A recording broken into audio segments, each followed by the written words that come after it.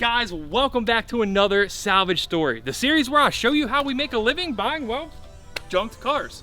We've been through cars that are absolutely destroyed, like this Corvette ZR1, cars that are insanely expensive, some that are dirt cheap, and one could even say we've saved a life or two by taking a couple Mustangs off the road. But today, we have something incredibly special. Today, I get the privilege of showing you guys what happens when we buy a car from the salvage auction and it ends up having tens of thousands of dollars of mods under the hood. We picked up this 2010 Camaro SS for $8,700. I could see that it had some money into it, but I had no way to know exactly what we were getting. Was there gonna be a $500 iron block in the engine bay, or were we gonna get lucky? Lucky it is. Lucky it is indeed. From the factory, these cars come with a 6.2 liter LS3 engine. But this car, the badge is to be believed at least, has a 6.8 liter in place of the 6.2, which if I check my math here, is a 416. And that's just the beginning. This car is loaded with aftermarket parts. I honestly don't even know where to start. Just from what we can see so far, BC Racing, coilovers, there's the obvious big red LOD Speedworks intake manifold. We got ourselves a RotoFab intake there. We have an MST two-step box over here. You can see the heads, they say Extreme CFM on them. I can't wait to get into this engine, but before we get down there, we do have to see what's going on with the rest of this car. I did already scope this out. The MGW short shifter, there's an aftermarket head unit. There is also a bunch of trash on the floor. Keep in mind this car is a 2010 and these wheels were never an option. These are the ZL1 style wheels. They also came on the 1LE, which may be the look they were going for because they painted the calipers red as well. That's a full-blown knockoff of the 1LE stuff, but it looks awesome. We have some kind of exhaust setup on it, though it is missing one. There is a lot going on under here, and I'm also not quite sure why I'm laying on the ground right now.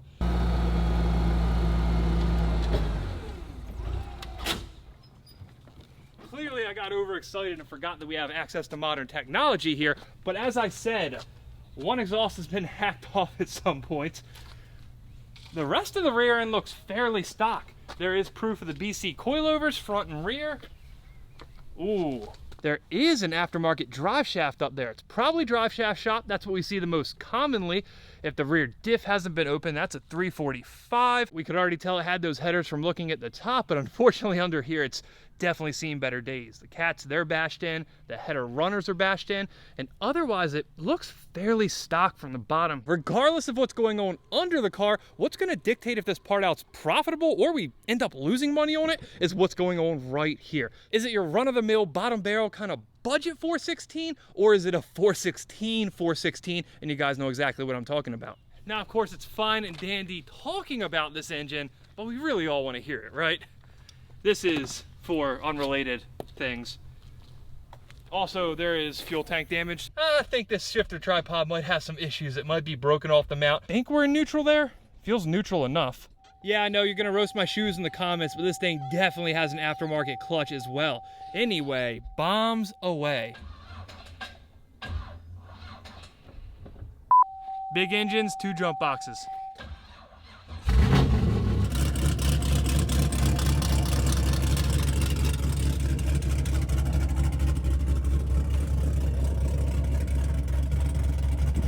There she is. For as loud as this thing is in the rear of the car, for a big engine, a cammed engine like this, it sounds really quiet and healthy up here. There's no obnoxious lifter noise. There's really nothing weird at all. This is kind of a shock considering it's coming from a salvage auction. The whole car shakes. Yeah, that's kind of the sign of an awesome LS car.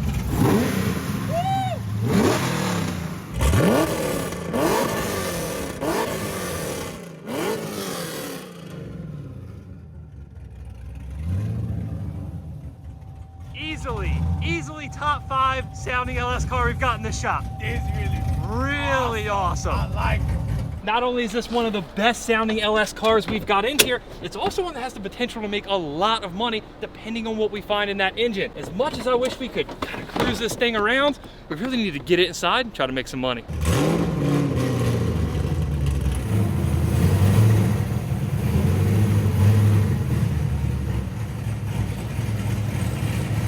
Back when I started this series a year ago at this point, I just wanted to show you guys what it was like to own a salvage business. Well, consider today your graduation from Junk 101. Today we're gonna get into a little more of the theory about why I do some of the things I do, and probably more importantly, why we don't do some things.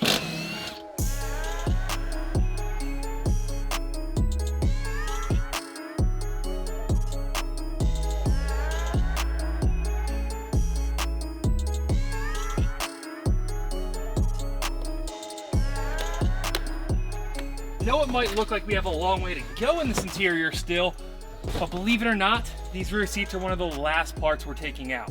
And don't worry, we are not gonna not talk about this. We constantly get asked in the comments, why didn't you keep this? Why didn't you keep that? People are always confused why we leave so much in cars when we send them to the scrapyard. It's pretty easy to understand. It's simply not worth anything. When you have parts like this dashboard, the glove box, a lot of the rear plastic, the brake handle, the carpet, unless it's in really, really phenomenal shape, none of it's worth anything, and it's all caused by one thing: base models. The SS, the ZL1, and of course the Z28, they're all special cars. But what really screws this market up is the fact that there's hundreds of thousands of V6 base model cars out there. They're selling for pennies at auction because frankly, they're junk and nobody wants them. All of this stuff, they're the exact same as what you would find on a V6 car. This same exact logic can be applied to cars like, say, Mustangs or Dodge Challengers, where if you take a car like, say, Porsche 911 or a C6 Corvette, even the base models are relatively low production in comparison to cars like these, and in most of those cases, we're taking everything. Now, with that said, there is still a ton of money in these interiors, or else we wouldn't keep buying the cars. You have parts like the seats, which are really common to swap into older cars. People buying, no matter the condition, they'll restitch them, cover them however they want, and stick them in a 69 Camaro. Same thing with the center console here. This is a really popular swap for resto mods. They'll buy the whole kit just like that. Some people have even made these gauges work, which is an awesome setup in an old car. The next group of parts you could consider high value replacement parts. Stuff like these curtain airbags, the seatbelt, which unfortunately on this car we only have one because the driver's is locked. They're not cheap from GM, and people are destroying them left and right when they wad up their Camaros. There's a huge used demand for these. They pull about $300 a side. The seatbelts pull $100 each. Unlike all those interior plastics, there's not an endless supply of those. So I think I learned in high school that supply down, demand up, price up, something along those lines. We even have parts here that may seem kind of trivial. Manual pedals. So many of the base models and even so many of the SSs and ZL1s came in automatic that there is a demand for those because people want to manual swap the cars. I don't really need to explain this stuff. We all know why people would buy an aftermarket head unit. This, however, is not the most surprising aftermarket part of this interior. That would be this stuff right here. The Camaros have climate control integrated into the radio face bezel, so if you want to swap it out, you got to buy something like this. Unbeknownst to me, this kit is $450. So what did we learn here? Camaros are junk. No, well, debatable, okay? When you part out something that's so mass-produced, you just have to be selective with the parts you take so you don't end up sitting on a bunch of junk. We're gonna take the nice stuff like this ambient lighting door insert that's only available in the SS models, and as for the rest of it, well, you get the idea. Now that we've wrapped up the interior, which I do realize I'm saying as we get back into the interior, we can move on to something a little more fun. And by fun, I mean very, very hacky. It's fairly common that they'll cut an access panel under the rear seat to access the fuel pump. For what reason GM didn't put one in here from the factory, I do not know, but to do this the right way, to access the fuel pump, you have to drop the entire tank. I can't say with certainty that if I owned a Camaro, I wouldn't do the same exact thing. I just might do it a little cleaner. Putting our judgments aside, what this does tell me is that this thing has an aftermarket fuel pump. In the SS models, the stock fuel pumps aren't worth anything, so I'm happy to see this. If I had to place money on it now without checking that part number, I'm gonna say it's a ZL1 pump.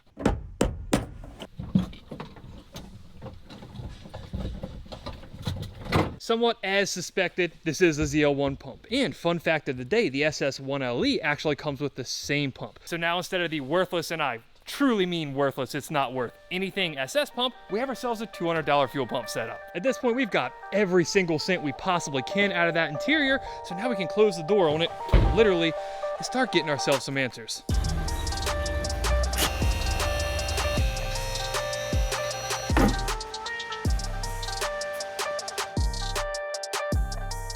Is this the kind of tire setup that you would run? No, I would not. Especially if I had a car with a 416, presumably making some type of power. Why? Just why? What about if you actually bought all your money in the engine and then you don't got money left for this kind of minor stuff. Minor details. All right. Not only are they all bald as shit, they put the worst tires on the back. Just, guys, the best way I can put this is I'm going to quote a great American philosopher. Don't do that. So if you won't take it from me, take it from old Bill, and if not Bill, why not Dave? Whether it's breaking your daily driver at the track or simply needing a new pair of tires, at one time or another, we all get into a little bit of a financial pinch over this car obsession that we share. Luckily, Dave's here to help with extra cash. Dave is the banking app that's leveling the financial playing field. When you download Dave, you can get up to $500 in 5 minutes or less with no credit check and no late fees. As part of Dave's Extra Cash account, advance the money you need now and then settle up later. Extra Cash gives you more money to buy groceries, fill your tank, finally get that car repaired, or catch up on bills without having to wait for your next paycheck. You can even build credit when you settle up on time. Millions of people have already downloaded the Dave app to make their finances easier. So if you're in a pinch, get the help you need by downloading Dave. Maybe you're in that so very familiar position. You just threw a new supercharger on your car, you did all the hard work, and you forgot to save that $500 for your dyno tune. So download the Dave app now, or go to dave.com/scrap. That's dave.com/scrap. You could get up to $500 in 5 minutes or less. No credit check and no late fees. For terms and conditions, go to dave.com/legal. Eligibility criteria and instant transfer fees apply. Banking services provided by Evolve, member FDIC. As nice as this thing looked from the top, that engine bay was beautiful. When you get under here, it's pretty rusty and ratty. The subframe's all rusted out. Nothing's really in that nice a shape. As far as the suspension's concerned, the underside of the car, because it's all rusted out, because all the arms are just nasty, we're not going to keep any of it. This stuff doesn't have that big of a market, so we can fill our inventory needs on cars that are 10,000 miles or less, 2015s. We can fill it with really nice stuff, so when somebody needs it, we can actually send them stuff that hasn't been sitting at the bottom of the ocean for 2 years. The good news about all this nastiness, though, it's going to make dismantling the rear really easy. We need brake calipers, coilovers, rear differential, and one muffler. Wow, thought that was gonna be cooler.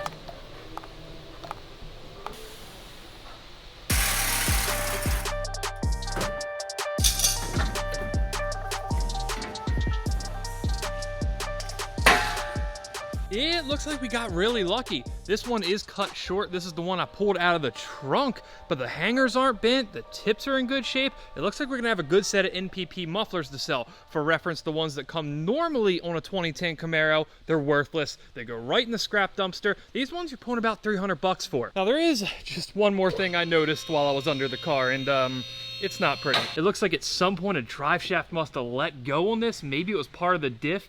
It whacked the tank here. You wonder how many times we get cars that are burnt down and it's from something like that. Also, for reference, that's the factory location for the parking brake cable.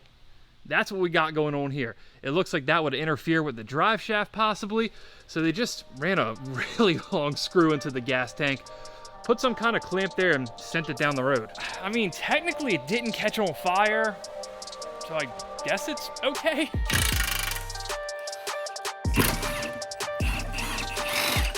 You know, I would say I was surprised, but I'm really not. We nailed this drive shaft. It is indeed a drive shaft shop. We've been doing this a while. We've handled a lot of shafts, so when you see a good one like this, you kind of know what it is right off the jump. The more we get into this car, the more clear the picture becomes that it's really just not that nice. On the back of these bolts here, the drive shaft adapter, there's very clearly supposed to be nuts. Yeah. How somebody just forgot these things, I genuinely do not know. I do suppose it's possible that they just backed out. The bolts themselves couldn't have backed out because they're stopped by the drive shaft. This adapter would butt up to the end of this just like that, and even if it was left loose, which obviously it was, there wouldn't be enough room for that bolt to back out. All I can say at this point is I really hope they didn't pay somebody to put this car together. Honestly, if they did, they got shafted. Oh my God. I know.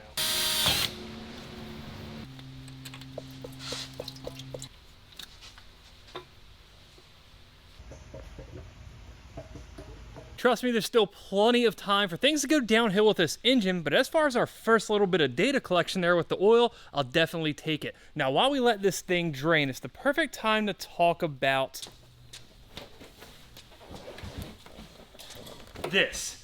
Admittedly, when I bought this car, I did think it was a factory ZL1 hood. It'd have been awesome. They're worth a ton of money. But in this one case, it's probably the only time you hear me say this, I'm not that upset I was wrong. If you guys have seen a ZL1 hood insert before, a true OEM from the factory one, it is also removable. The difference is with this one, it's made to fit into an SS hood. If you were to go buy one off a true ZL1, you would also need a ZL1 hood. At least with this, though it's not worth a ton of money at 600 bucks, somebody can buy this, cut up their SS hood like this guy did, and be on their way.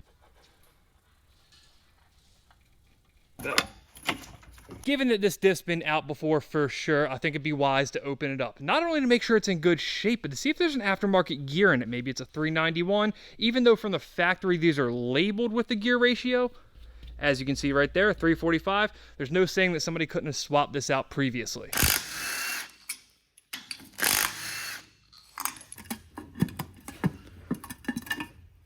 And this right here is exactly why we do this. First and foremost, immediately obvious to you guys as well, I'm sure, it looks brand new. This thing had to have been just apart. It's super clean, the cover, everything. Not only that, but more importantly, you see right there, it says 11 by 43. And if we put that into the old phone calculator here, 3.909. We have a 3.91 gear ratio. If you happen to be a 5th gen Camaro guy, you already know what that means. It's the gear ratio out of the SS 1LE. It's their track focus model.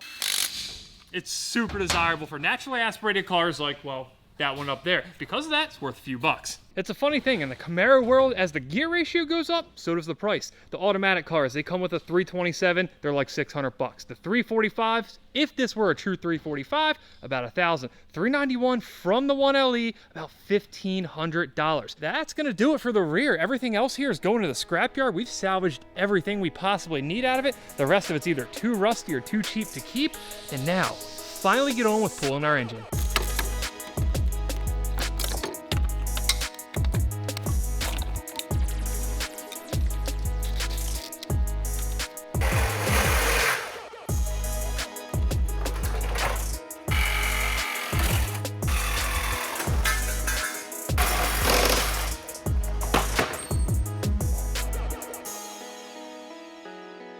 About that time.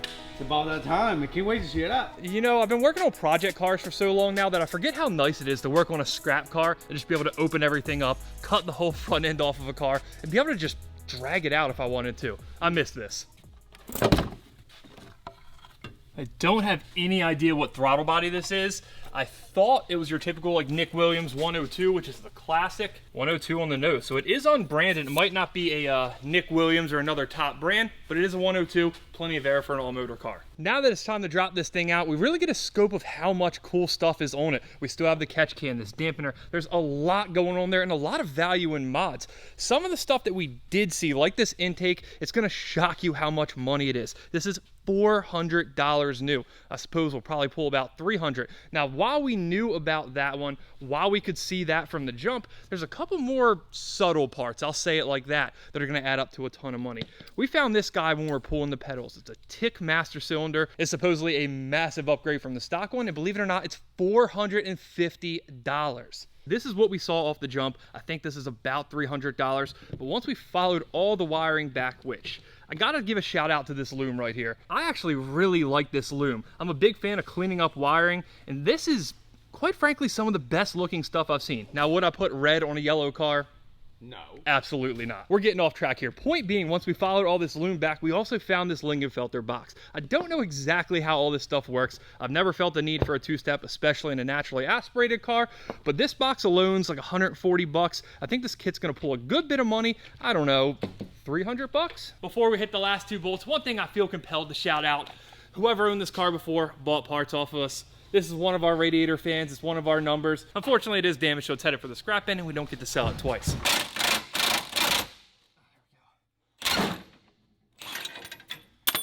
Smooth.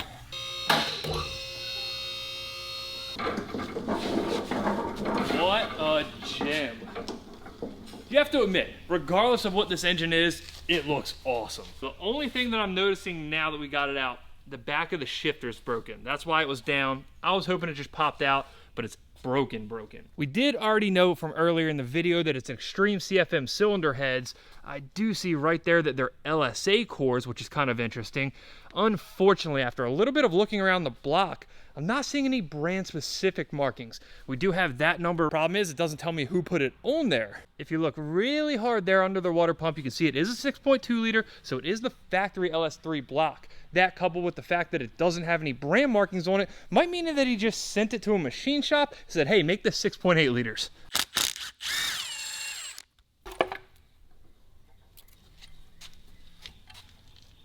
So it's not the crazy rocker setup that I anticipated. The reason these valve cores sit so high and have these risers is so they can clear rockers that are about up here. So it is a stock-ish setup. Suppose these were just for aesthetics.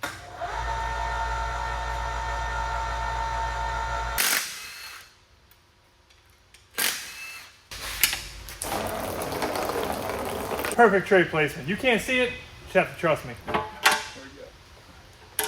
So, first telltale sign that we are indeed dealing with a stroker. It wasn't just somebody who put a badge on the back of their car. Those little spacers right there on the windage tray. When you do a stroker, you need to bring this pan down or else the crank smacks into it, and obviously, as you might imagine, that's not great.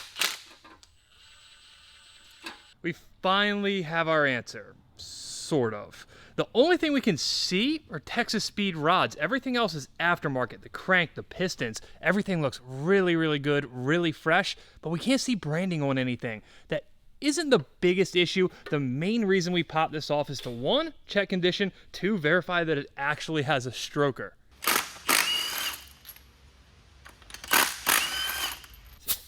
All this talking we did about the engine. Let's hope it doesn't have to get pulled apart because it leaks down at like 80% now. All right, give me your guess. No. we're not playing that game. I really don't want to tear apart a stroker engine. No. Oh my, I can see your face. I was completely scared about that. Do not laugh.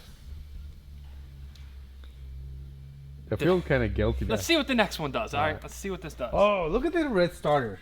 That's probably good luck, I don't right? give a about that red starter right now. That's a nice touch between that and the ball cover spot. Come on, do it right.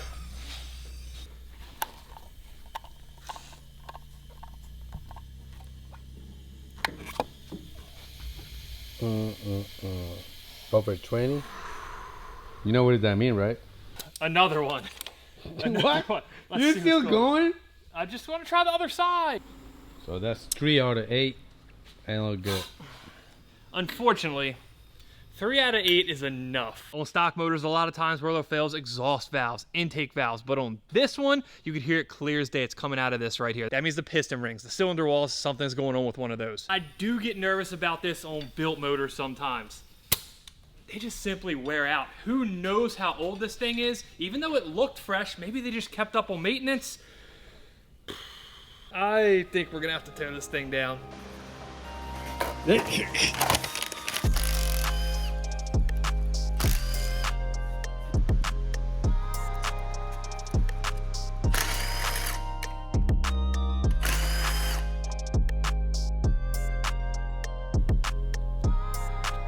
Those are some gnarly looking ports. This thing had to be moving some air.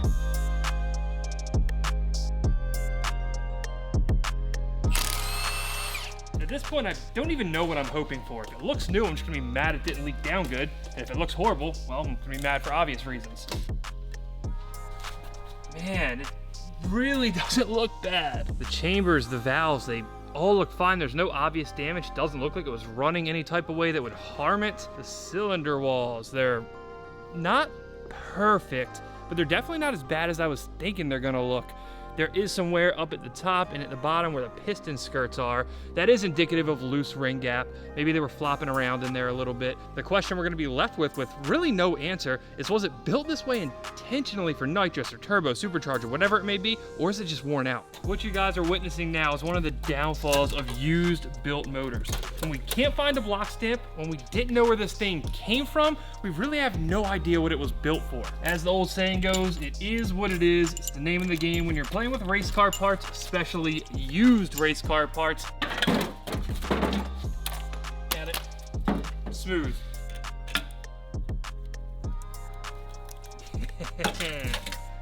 Alright. It's not new by any means. It's got a lot of heat. It's definitely not the worst I've seen. The pressure plate's not bad. The floater's not horrible. Either way, it's definitely a little bit older looking than the engine. I think we can all agree on that. Ooh, light. Aluminum for sure, really light. I really want to see what kind of cam's in this thing.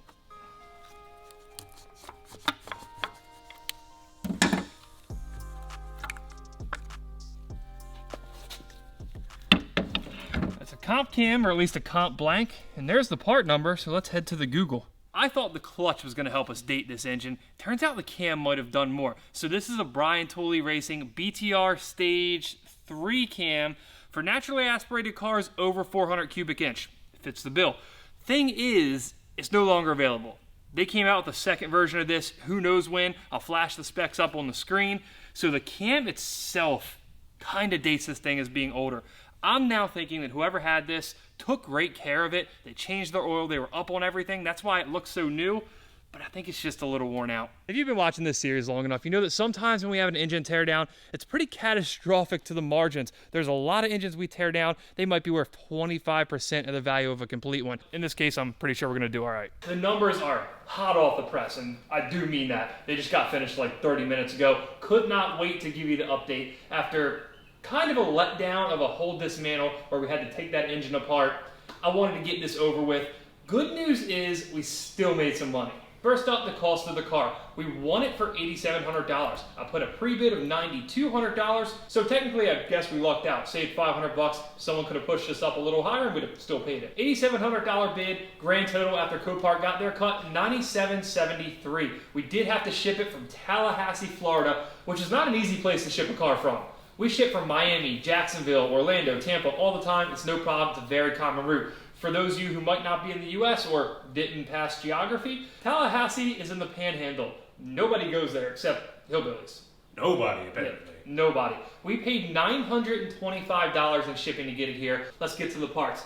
52 parts, which is light for most cars, very heavy for a Camaro, and I'll explain why in a second. $24,043 parts value-wise. Do you see that fly on the camera? You've probably already heard us mention this at some point. Camaros gotta be our most common car. Because of that, we keep so little. Your average Camaro, less than 30 parts. This one being at 52 was a product of us tearing the engine down and it having so much cool aftermarket stuff. So it nearly doubled your average Camaro. Before we get into the expenses, a couple parts of note. The short block, $3,400. Now by all means, for a 416 that was running and ran pretty good, that's dirt cheap. That's what the rotating assembly would cost you if you bought it new. You're getting yourself a free LS3 block. You do obviously have to go through it if you choose. I think maybe you could put that motor in something and just choose to run nitrous. It's ring gap by wear. Throw some boost at it, you're good to go. Yeah. It's already set up. Exactly. I calculated what it would cost to build this engine with all the parts that were used if I did it new. It was over $20,000. So realistically, that's what somebody paid for this at some point, however many years ago. We already talked about this beautiful 391. Ultimately, we listed it for $1,700. There's already people messaging about it. This is one of the things that you just can't keep. They're so hard to find. Every time we get one that's not blown to pieces, it's gone like that. The intake manifold alone new is $1,500. It's not really a wear item, so unlike, say, a used clutch, this is going to pull a fair share of what a brand new one would. Not only that, but we listed it for only $200 more than new and included a 102mm throttle body and fuel rails. It might seem like really strong pricing, and it is, but stuff like this is just proven time and time again to pull great money like that, so we're obviously not going to turn it down. Basically just throw some injectors in it and go. One thing we didn't touch on about how truly special they are in the video, the ZL1/1LE wheels. They are OEM, factory GM logo right there. The width, 20x10, 20x11 staggered. A few of them look like they've been repainted. There's some chips. They probably could use to just be refinished, but either way, anytime we get these wheels OEM, they're sold immediately. Last up on the things to note, the accessory drive. Keep in mind, this is not including that ATI crank pulley. It's still going to pull $800. Parts like the power steering pump, the bracket, it's all incredibly hard to find if you can even buy it anymore. There's so many people these days assembling LSs out of spare parts. They have the heads, they have the blocks, they have the oil pans, and then they realize they need to buy an accessory drive, and their options are aftermarket for what, $2 grand? A lot of money. Or hunt down something like this. 2, 3, 4 years ago, this would have probably been a $300, $400 part. Now that we got all the fun stuff out of the way, let's get to the not so fun stuff, expenses of course. Part shipping, $1,500. There are quite a few larger parts, the short block, the transmission, the seats.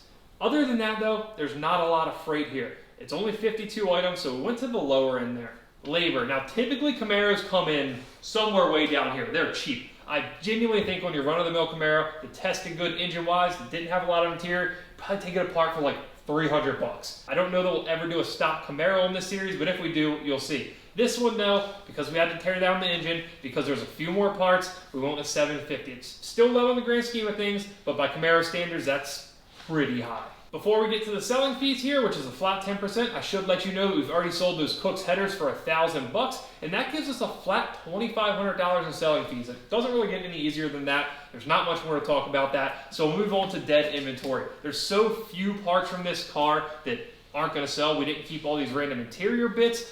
I don't even know if this is an accurate number. It may be lower, but I said $1,000 just because I didn't want to go down into the hundreds. On the side of the dead inventory, it is, I guess, a benefit of a car that produces a lot of aftermarket parts when they're good quality aftermarket parts. A lot of people that buy these 5th gen Camaros at this point, they're into modifying them. It's a great platform to build off of. So all of these aftermarket parts, we don't have to worry about a stock part sitting around as this fly walks on the lens that you're probably seeing right now. It's literally, it's right there on the bottom of it. Wow, good shot. Yeah, where are we at? We're moving on to the final number. Yes, the final number. We didn't have a home run here. Grand total, theoretical net margin, $8,595. You know, that sounds like a lot of money, but everybody on the leaderboard in there is above $10,000. So it's a loser, but not really a loser. You understand what I'm saying? I mean, I think it's well established at this point. A Camaro is no Corvette, so it makes sense. I mean, I'm not going to fight it. Important thing to note here, I don't know that there's any correlation, but there are a lot of yellow cars in the losers bracket, which, you know, again, just noticing a trend. I don't see any yellow winners on the board anymore. Is this a challenge? I'm just saying that was on the board, knocked off. That was on the board, knocked off. That one never even made the board. So maybe yellow cars aren't good salvage story cars. So last episode, you said you're getting an import. I challenge you to do a 400 horsepower above import. Now it needs to be a yellow 400 horsepower above import. There's a wrecked yellow Evo 8 somewhere that's making 400 horsepower. That's probably blown up as well. Yeah, the cost of Evo 8s, that thing might go in the friggin' big baller division at this point. Is a fair point. Ever so slightly disappointing leaderboard results aside, again, $8,500 on a car that is blown up, even though it's not really blown up. We had to tear it down. We still made a ton of money. I don't know what to say. Can't beat it. Now, I've done 2 Chevys in a row on Salvage Stories. I don't have another one here that I'm planning on doing. This is where you guys tell me what you want me to do. Tell me what you think I should go out and buy. Tell me what you want to see me tear down. If one single person says a Nissan Juke, I'm deleting the channel. Let's make it something fun. Let's make it something a little difficult. And most importantly, let's make us some money. I'm going to leave this one up to the comments section. What do you want to see us add to the scrap trailer down there? I think just for fun, if someone comments a specific car and I find a good example and buy it, and it goes #1 in whatever category, I'll send you something really awesome. Say adios. Adios. Today we have something incredibly special. Keep in mind this car is a 2010 and they never came with these wheels. These are the ZR1 wheels. ZR1, stupid idiot. I drive one, how to that up? Like he ran a fishing show in like the 90s. Wears a Tennessee Volunteers hat. I will have to check. What you doing? Hanging around. The real test is gonna come when we pull the valve cover. Don't do it. Don't do it, you stupid coolant line. Wow. I don't know, maybe this is kind of professional. That's right. This is my Porsche. What? Wait. You eating McDonald's? I'm not eating McDonald's. No, ham. Are you sure about that? What are you so happy for, mother?